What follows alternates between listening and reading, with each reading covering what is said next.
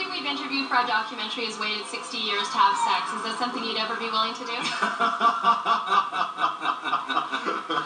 No. No.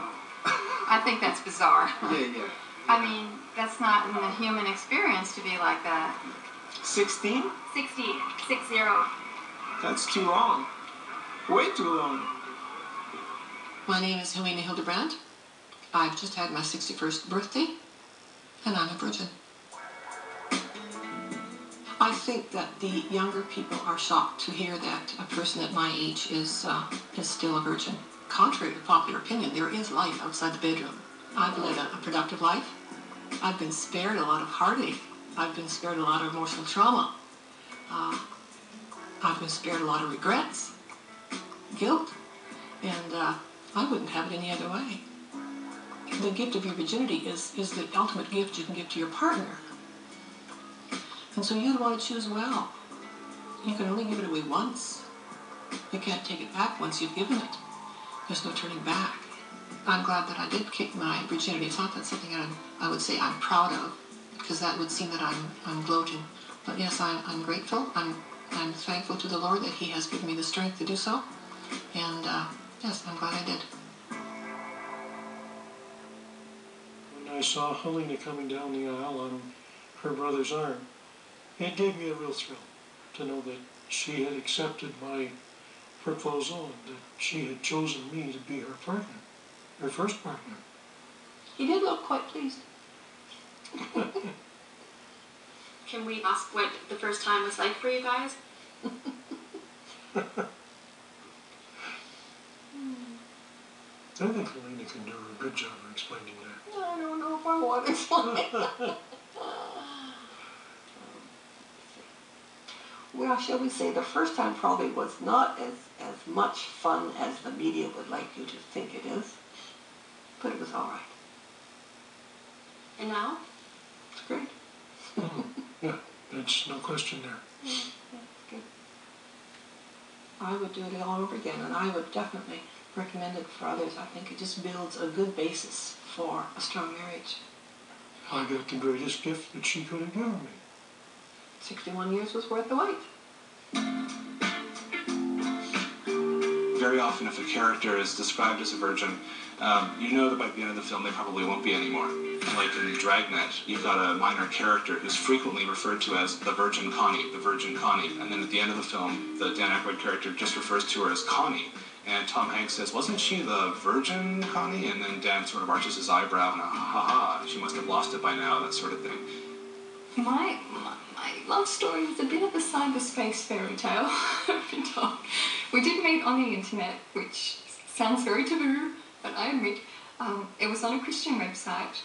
We started writing and sending lots of photos, and before we knew it, we were madly in love.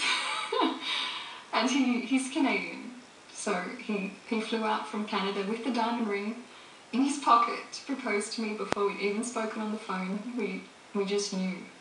At the same time he was buying the ring, I was buying my wedding dress. I just knew. And I can't explain it. I just knew. I had this peace in my heart, and I knew God was saying, this is the one. Do it. So there was only 4 months from our first email to our wedding day. And when I think about that now, I'm like, that was too fast. But at the time, it wasn't. It wasn't at all. It was so romantic. Our first kiss was at the altar. That was hard, actually. But I decided whatever is on our allowed to do list before marriage won't be on our special only for marriage list after marriage. So I decided I wanted to store up as much as I could, that everything, all the passion, everything would be within those boundaries. So even a kiss would never be taken for granted.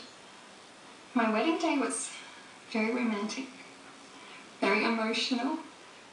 I was saying my wedding vows and I started shaking and crying, trying to compose myself.